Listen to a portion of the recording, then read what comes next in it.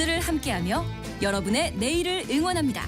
성공예감 이대호입니다.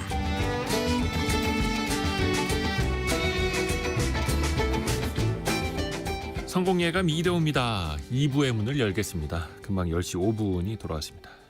12월 9일 월요일 오전 10시 5분 함께하고 계시고요. 경제상식 퀴즈의 정답은 CEO였습니다. 최고 경영자를 뜻하는 CEO. 쉬웠습니다. 예, 근데 또 이제 CEO에 대한 그 여러 가지 생각도 함께 보내주셨는데요. 윤정아님, 사업을 한다고 남편과 함께 개업을 했었지만 CEO는 힘들더라고요. 남의 밑에서 일하는 게 최고 편해요. 이렇게 보내주셨고요. 1918님은 리더의 중요성을 뼈저리게 느낀 한 주였어요. 유유 이렇게 보내주셨네요. 그렇죠. 회사도 그렇고 정치도 그렇고 모든 조직에서 리더가 정말 중요한데요. 조광희님, 예, CEO는 과연 리더인가 보스인가 이렇게 보내주셨고요. 보스형 CEO, 리더형 CEO. 앞으로 나아가라 라고 하면 보스이고 나를 따르라, 나와 함께 하자 이러면 또 리더이고 그 차이가 좀 크다고 하죠.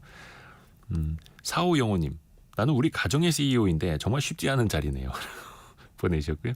아까 5773님은 치프 엔터테인먼트 오피서도 CEO입니다. 라고.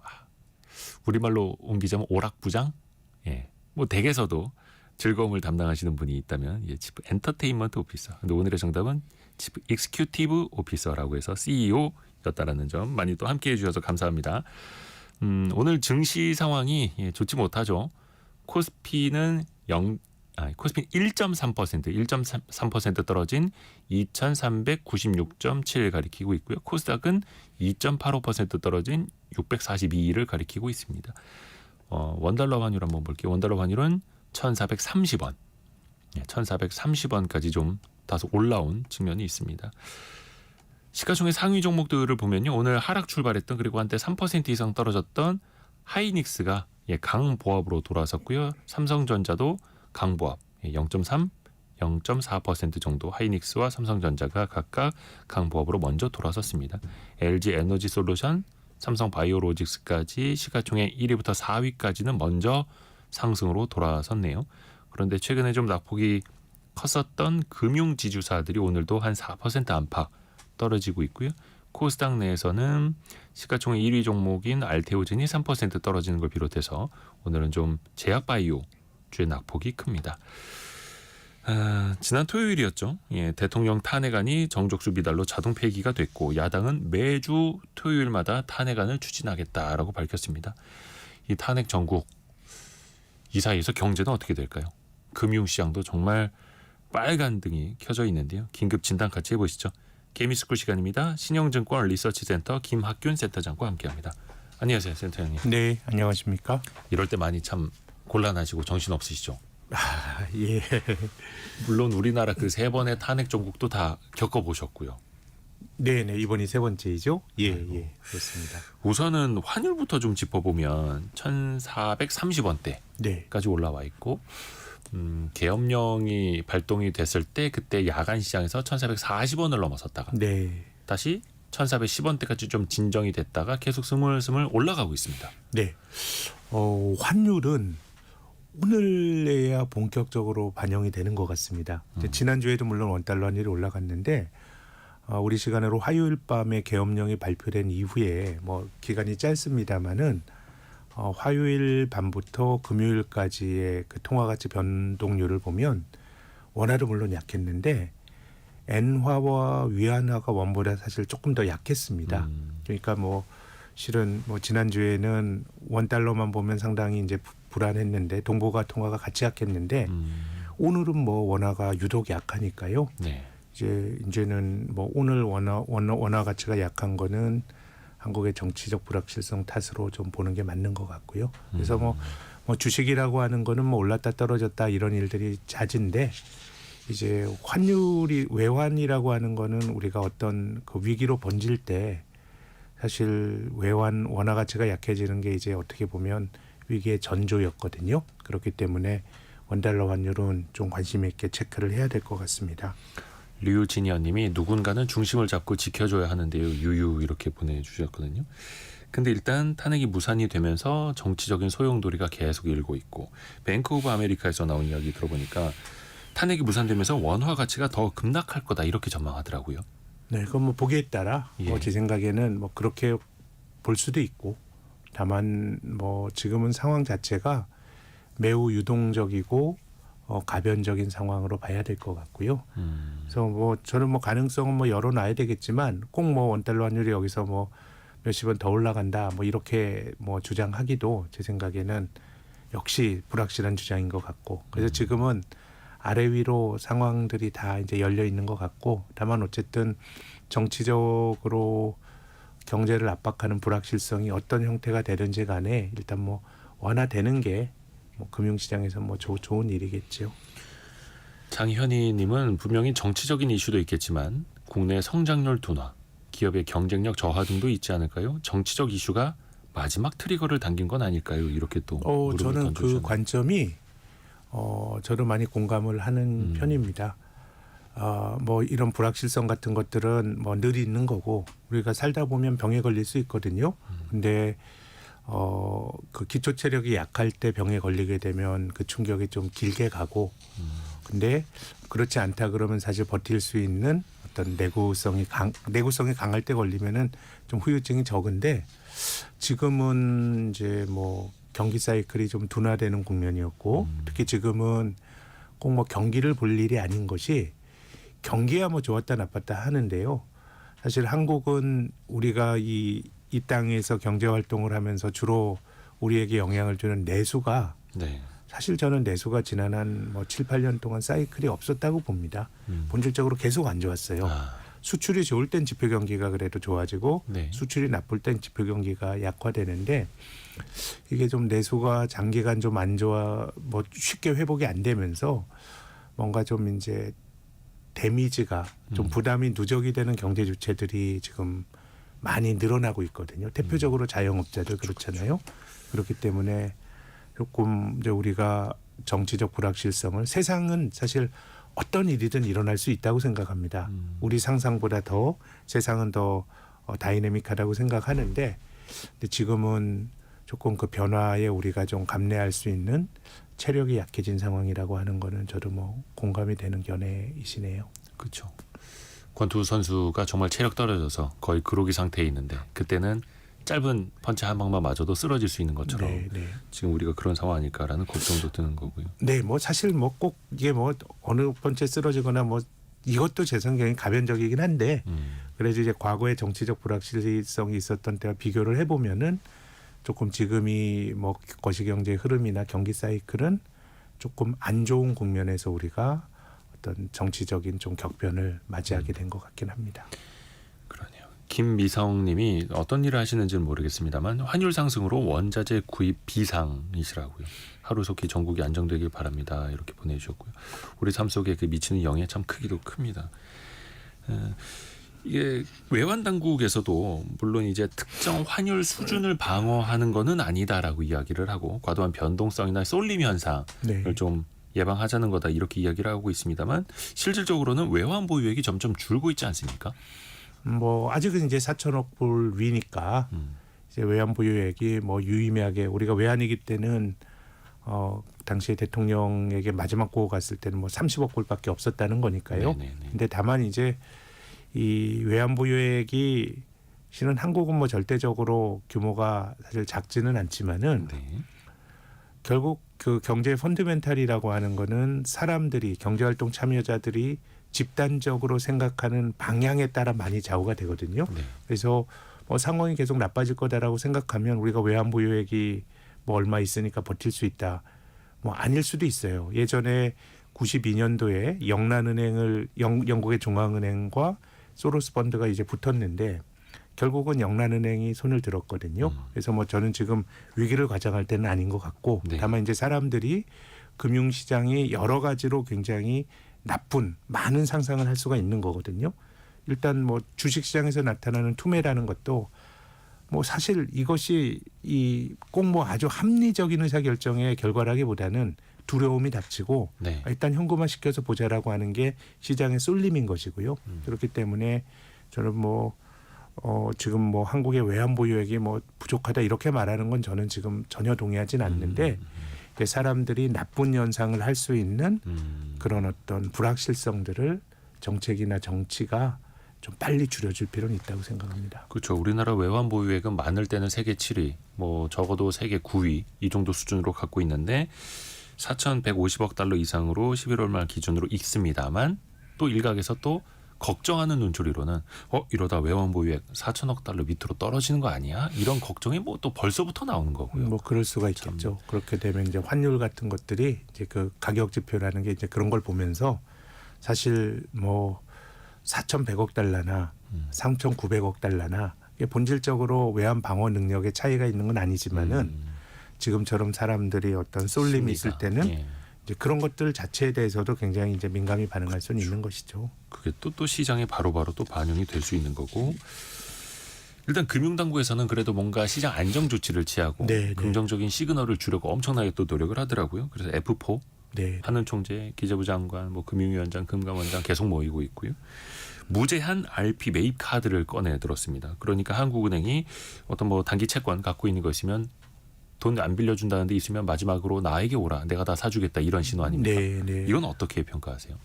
저는 예전에 우리가 레고랜드 사태 예. 이렇게 금융시장이 어떤 쏠림이 나타나는 일들이 시장이란 건 늘 나타날 수 있거든요.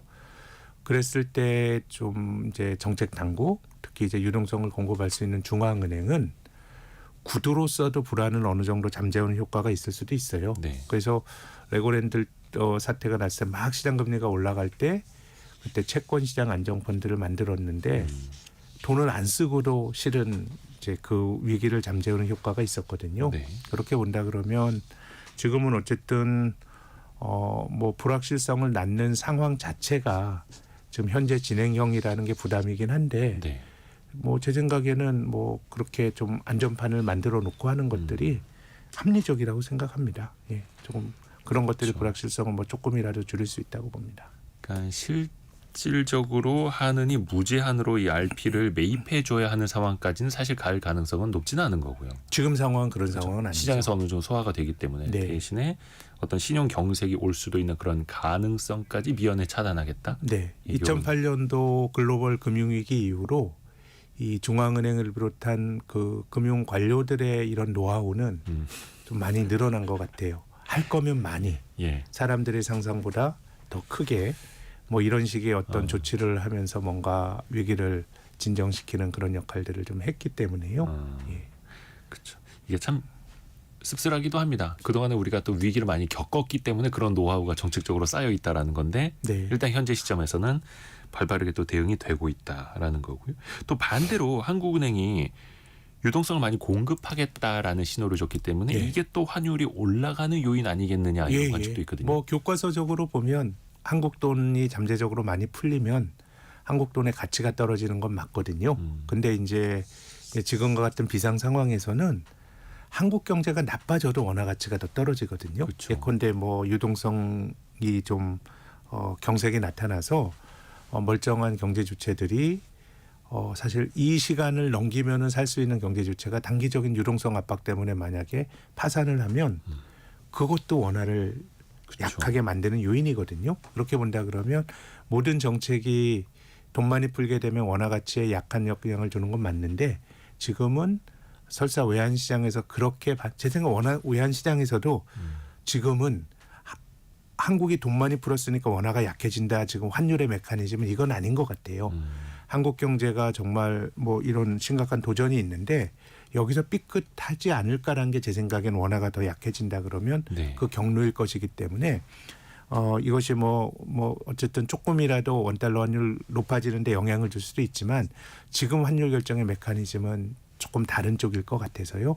제 생각에는 뭐 이런 정도의 관료들의 정책은 본질적으로 저는 좀 맞는 방향이라고 봅니다. 그렇죠. 또 이런 시장 안정 조치로도 안 할 수도 없는 거고요. 네. 일단은 긴급 상황이니까 응급 처치부터 또 해야 하는 거고. 일단 증시 이야기를 놓고 보면 코스닥은 지금 낙폭이 3%를 넘어섰고요. 네. 코스피도 2,390선까지 1.5% 떨어지면서 밀려 있고 오늘도 이제 신저가 종목들이 속출하겠네요. 그러니까 지난주 금요일 기준으로 제가 따져보니까 우리나라 상장사 3분의 1이 52주 그러니까 1년 내 신저가더라고요. 네. 이게 이런 질문을 드려도 될지 모르겠는데 대체 바닥이 보입니까? 어떻습니까?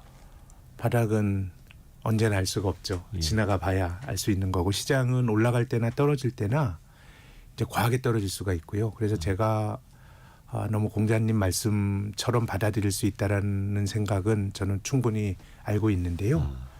여기서 뭐 바닥을 알 수 있다 이런 거는 뭐 더 떨어진다가 아니고 본질적으로 가격의 변동성을 우리가 알 수 있다고 생각하면 안 됩니다. 이제 뭐 벤자민 그레이엄이라고 하는 굉장히 투자 세계에선 위대한 선현이 얘기한 것처럼 시장은 미스터 마켓이에요. 뭐 동일한 회사, 동일한 펀더멘탈을 가진 회사도 어떨 때는 좀 비싸게 사라 그러고 어떨 때는 싸게 팔라 그러고 가격은 알 수가 없고요. 근데 상황 자체가 지금 뭐 어떻게 보면 약간 유탄이 날아다니는 그런 상황이니까 그래서 지금 바닥보다는 뭐 주식 들고 계신 분들은 한국 주식 들고 계신 분들은 뭐 대체로 뭐 코스닥에 있는 조금 잘 안 알려진 기업이나 우리가 잘 아는 소위 말하는 우량주라고 하는 종목을 들고 있는 분들이나 저는 다 어려울 거라고 생각하는데요. 그래서 지금은 가격을 보는 것보다는 이 기업을 좀 살펴볼 필요가 있는 것 같습니다. 네.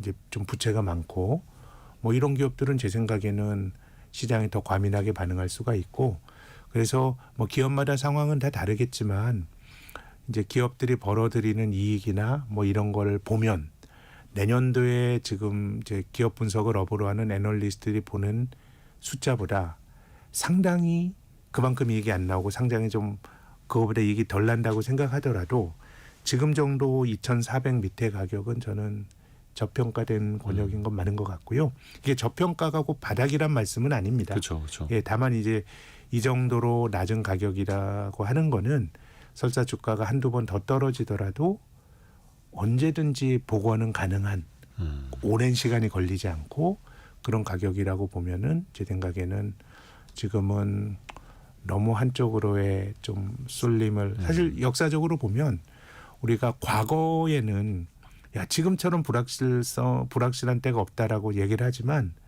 그 말도 약간 인지적 오류가 들어가 있어요. 우리의 인생은 늘 불확실한 걸 살았어요. 그렇죠. 우리가 과거는 그 결과를 알고 있기 때문에 그 당시에 불확실하지 않았던 것처럼 생각하는 건 저는 인지적인 착각이고요. 그렇게 보면 한국의 그 아주 많은 그 곡절 많은 현대사를 생각을 해보면 뭐 별의별 일이 많았잖아요. 근데 결국은 저는 복원력을 가졌기 때문에 제 생각엔 지금 같은 경우는 너무 시세를 많이 보지 마시고요.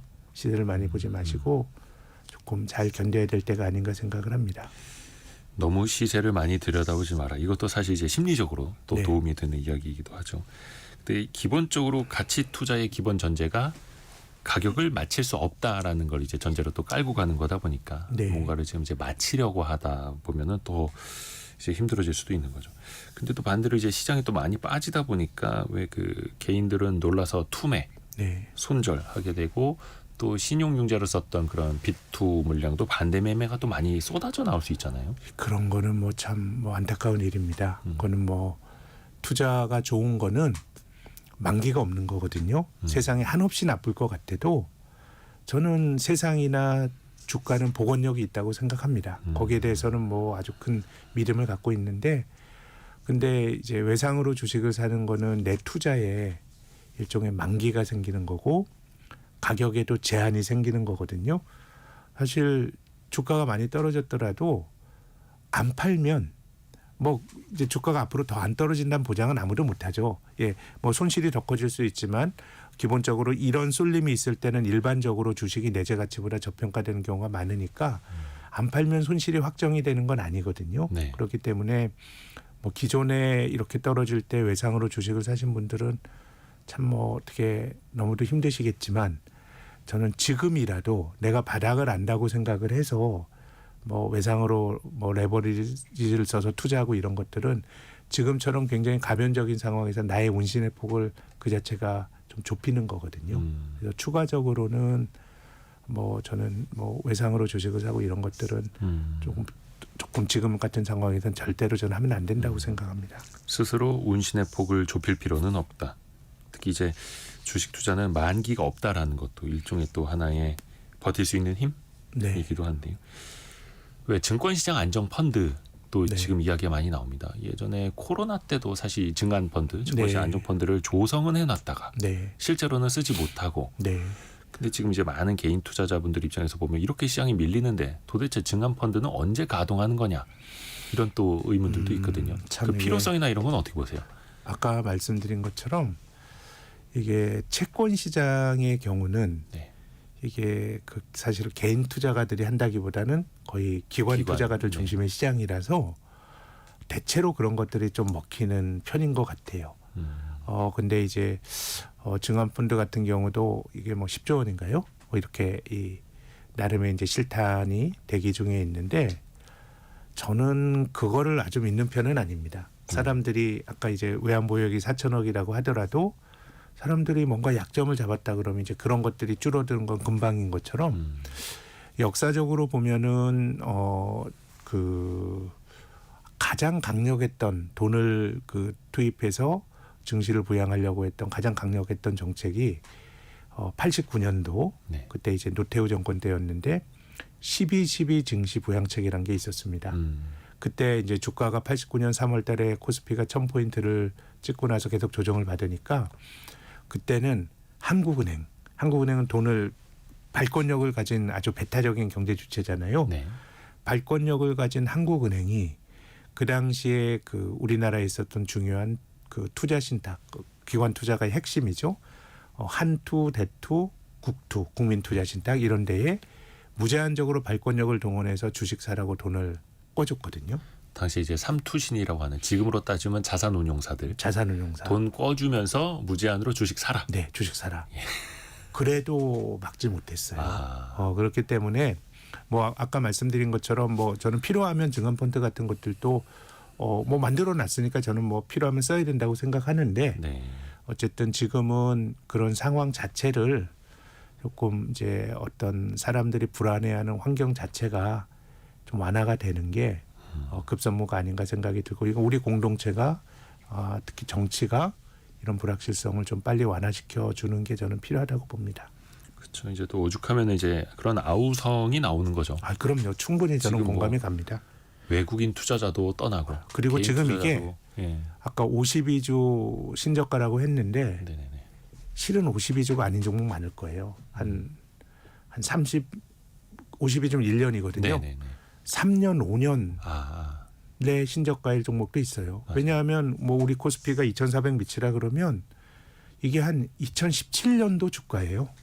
2017년도 주가고 그렇게 본다 그럼 지금 이게 제 생각에는 5년 내 최저가일 수도 있죠. 6년 내 최저가일 수도 있고요. 그러니까 투자자들 입장에서는 굉장히 좀 아픈데 그렇죠. 그래도 저는 가격을 보지 마시고 꼭 한번 회사를 내가 투자한 회사를 한번 좀 살펴보시라는 말씀을 꼭 드리고 싶습니다. 근데 그 중에서도 가장 우량하다는 거의 망할 위험이 없다는 신용등급이 가장 높다는 이제 은행 지주사들 네, 역시 네. 최근에 낙폭이 큰데요. 특히 이 뭐 계엄 그리고 탄핵 이 전국에서 금융업종의 어떤 그 동안에는 밸류업에 대한 기대감으로 많이 올랐었는데 네, 네. 정책 당국의 밸류업이 제대로 추진되겠느냐라는 이제 의무감 그 의혹이 커지면서 금융주마저도 많이 빠지고 있습니다. 오늘도 뭐 KBC나 뭐 한 4% 안팎 또 추가 하락을 하고 있거든요. 네, 네.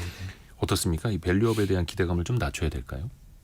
근데 저는 뭐 지금이야 뭐 우리가 밸류업 이런 것들이 조금 사치스럽게 느껴지겠죠, 그렇죠? 정책에서 지금은 주식시장이 어떤 여러 가지 그 가치보다는 좀 다른 쪽이 사실은 더 심각해서 밸류업에 당연히 뭐 이것 얘기하는 것 자체가 조금 사치스럽게 느껴질 수 있다고 생각하는데, 근데 저는 우리가 세상이 언제 진정이 될지 모르겠지만 네. 지금 이렇게 우리가 겪고 있는 혼란이 우리가 투자하고 살아갈 때의 긴 시간보다는 뭐 우리가 앞으로 어떻게 될지 모를 뿐이지 뭐 객관적으로 그렇게 짧은 시간이 될 것 같거든요. 그래서 우리가 정상화되었을 때 밸류업이라고 하는 가치가 그러면 심각하게 후퇴할 거냐? 저는 그건 아니라고 생각합니다. 지금 이제 우리 그 집권당이 가지고 있는 밸류업이라고 하는 거, 또 정치적인 상대자인 야당 코리아 부스트라고 하지 않습니까? 네네네.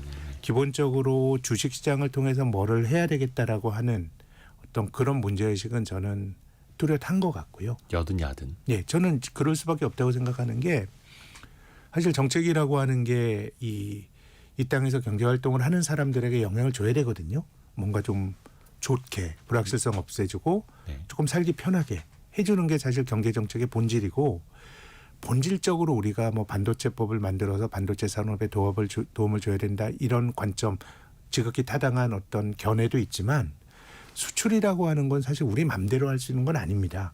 물건을 쓰는 상대방이 존재하는 거잖아요.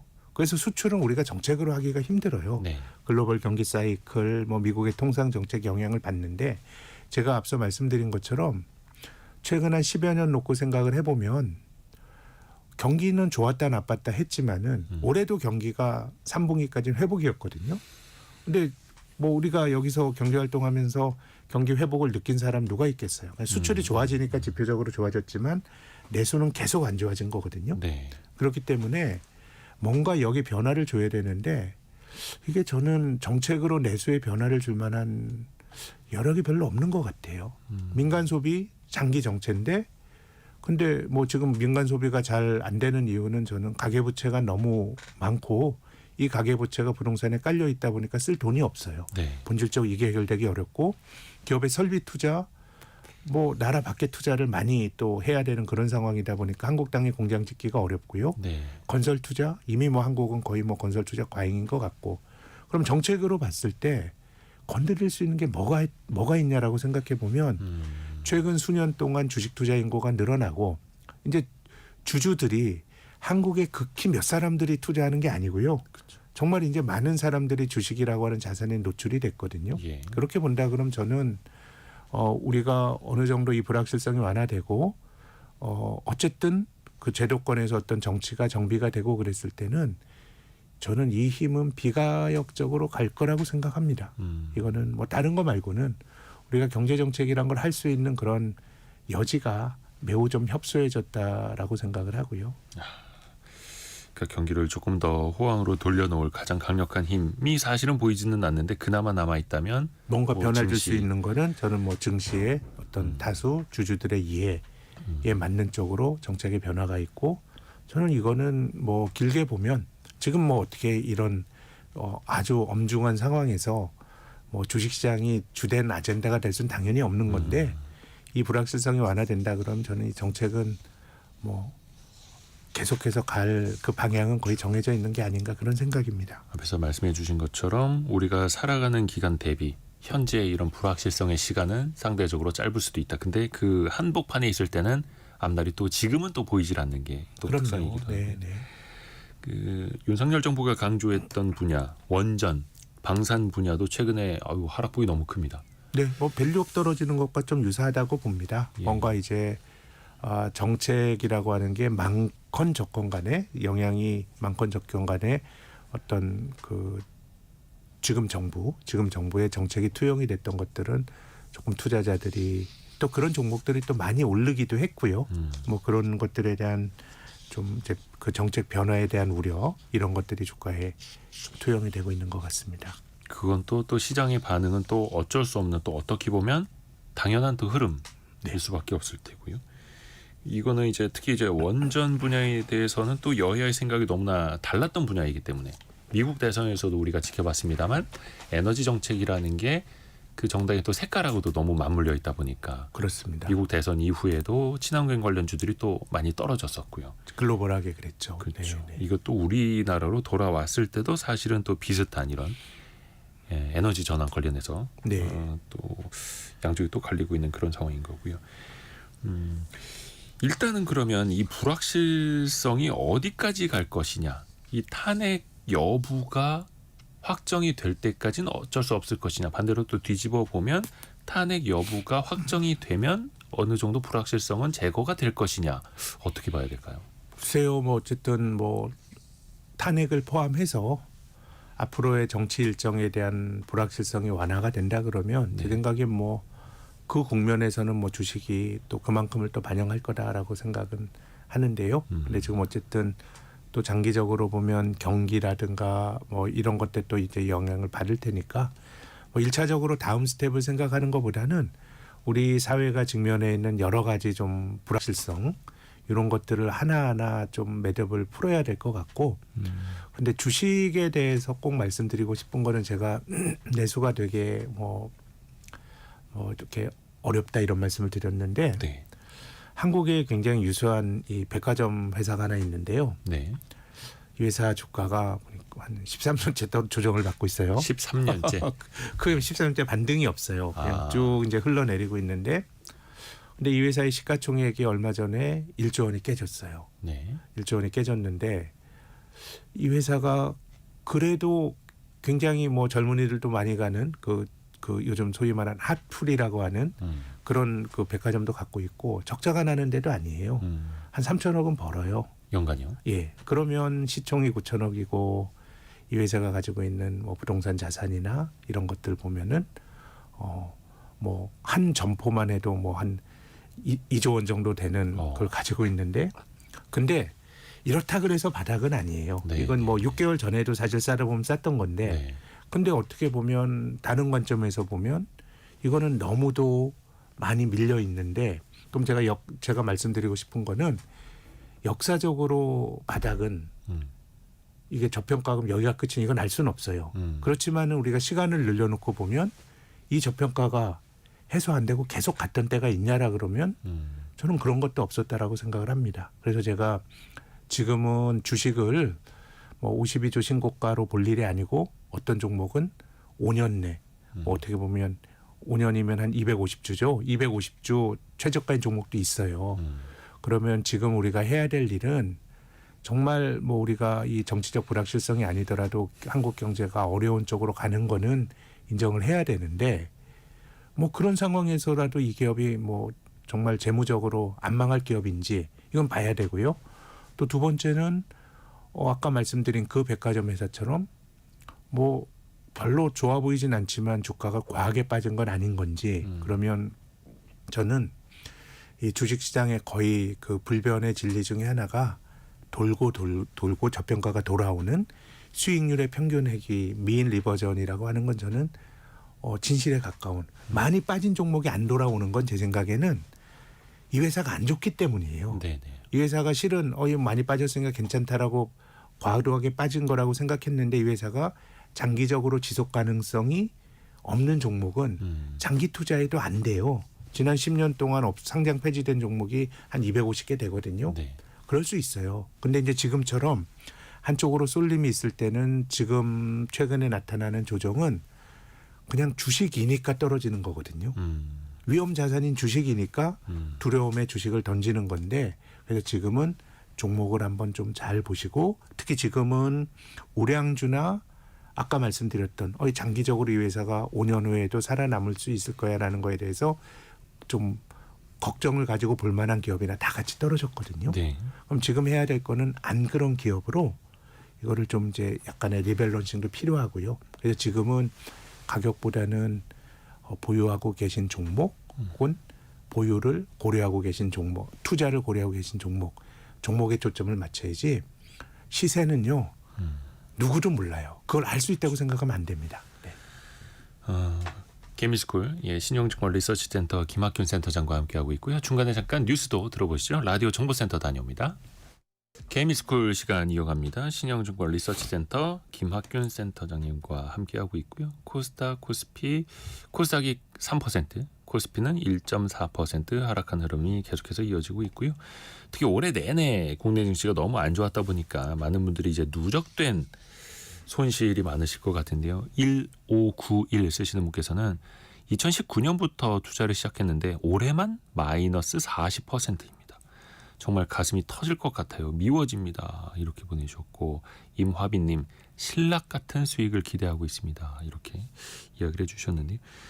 근데 사실 이번이 대통령 탄핵만 놓고 보더라도 세 번째입니다. 네. 예. 2004년 노무현 전 대통령, 2016년 박근혜 전 대통령. 당시의 주식 시장은 어땠었습니까? 뭐 크게 안 나빴습니다. 전체적으로 보면 뭐 2014년은 크게 보면은 뭐 주식시장이 박스권에서 벗어나지 못했습니다만은 뭐 지금 정도의 뭐 이런 그 패닉은 없었고요. 2016년도 뭐 그렇게 주식시장이 오히려 2016년은 뭐 전체적으로 본다 그러면은 시장이 조금 이제 올랐고요. 근데 저는 뭐 이제 지금이라서도 불확실하게 뭐 보는 편견이 존재하는지 모르겠지만은 실물 경제의 움직임은 지금이 조금 나쁜 것 같아요. 2014년도 실은 한국 경제가 그렇게 썩 녹록하진 않았습니다. 네. 이제 그때 우리 경제가 직면해 있었던 어려움은 뭐냐면 카드 위기의 여파가 이어지고 있었어요. 2000년대 초반에. 예, 사실 2003년부터 카드 위기가 본격화되고 네.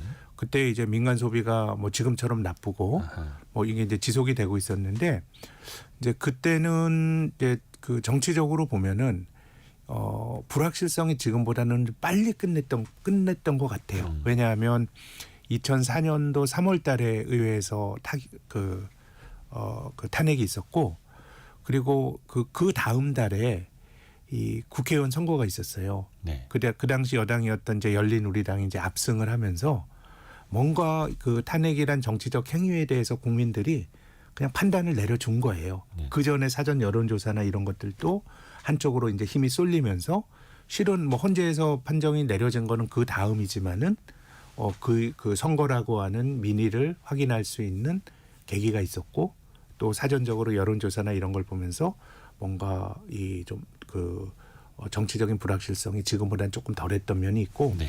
또 실물 경기 측면에서 보면 그때가 이제 중국 수혜가 본격화되기 시작했던 때입니다. 내수는 안 좋았지만은 중국 경제가 뜀박질을 하면서 한국의 대중 수출이 막 늘어나고 네. 뭐 이런 때였기 때문에 상대적으로 지금보다는 조금 나았던 것 같고요. 2016년 그 탄핵 국면이 10월, 11월 이게 네. 진행이 됐고 12월 달에 의회에서 탄핵이 있었고 네. 이제 헌법재판소가 탄핵을 인용한 건 이듬해 2017년 3월이었는데 그렇죠.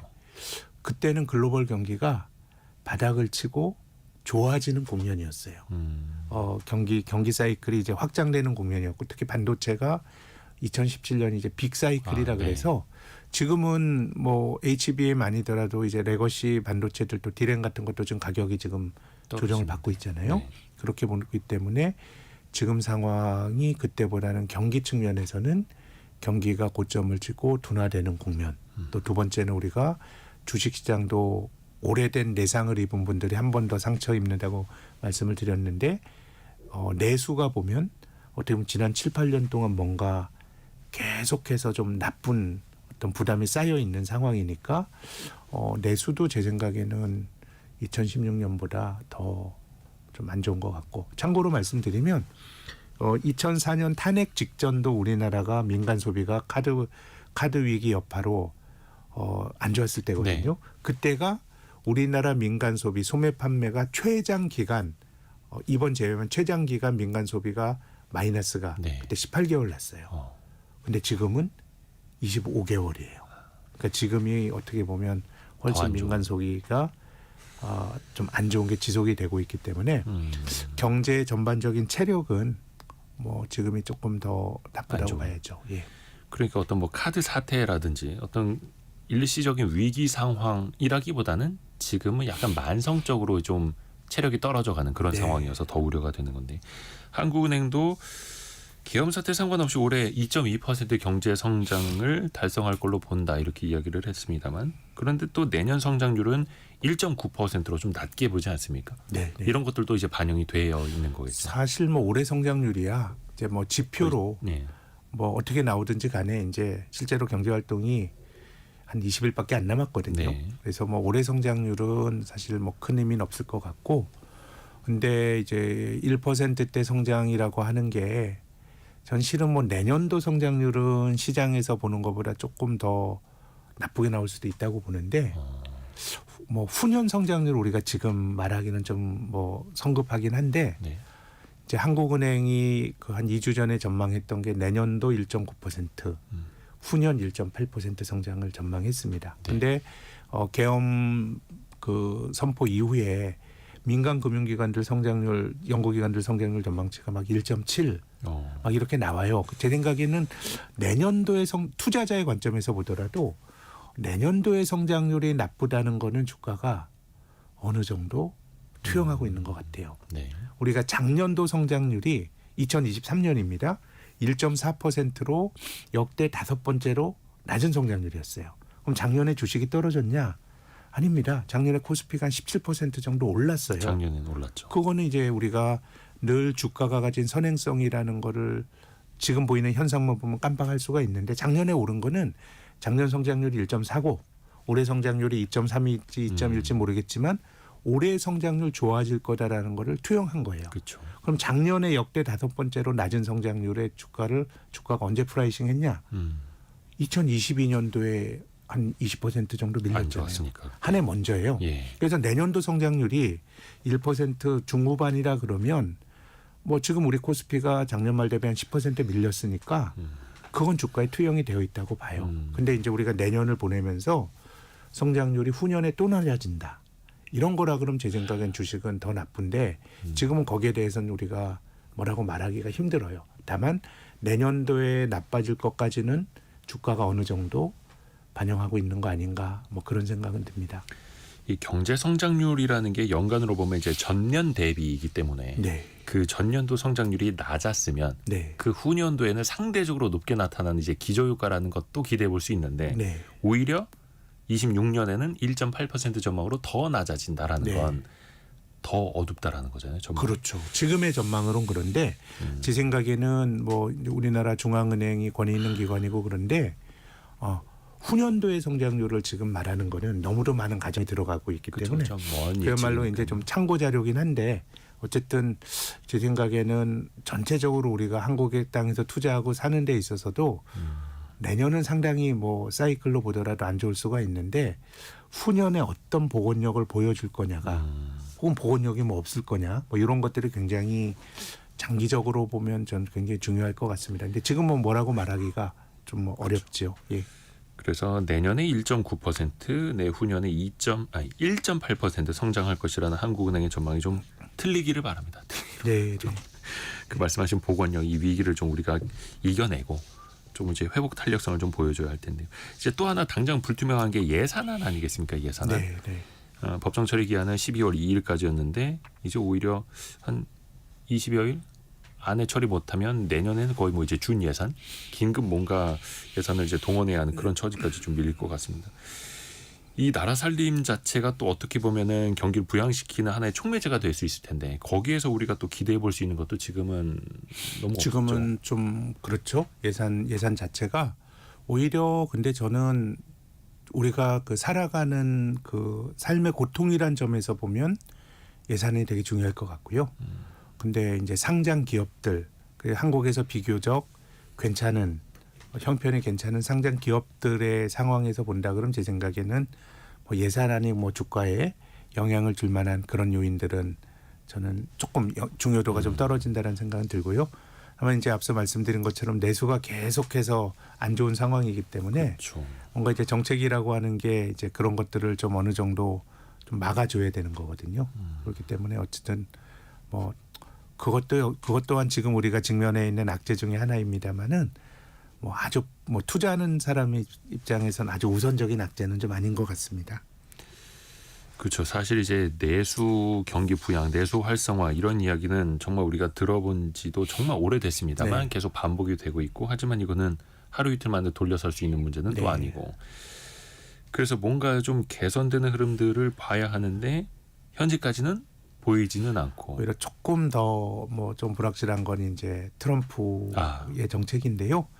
우리가 2016년도 탄핵 국면에서도 그때 막 거리에 사람들이 나갈 때 트럼프가 대통령으로 당선이 됐습니다. 그렇죠. 근데 그때보다는 지금이 조금 불확실성이 큰 게 트럼프가 보호무역을 하겠다라는 주장은 2016년 대선 캠페인 할 때로 주장을 했는데 2017년은 비교적 정상적으로 넘어갔어요. 트럼프가 보호무역이라고 하는 중국에 대해서 관세 인상을 하고 했던 게 2018년 7월부터거든요. 네.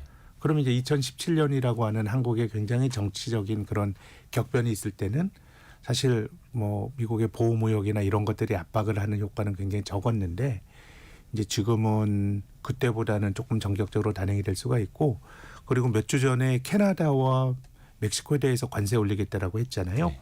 예. 그래서 좀 한국처럼 대미 무역 수직이 흑자인 나라들은 조금 부담이 될 수도 있다고 봅니다. 아이고 그러게요. 살얼음판입니다.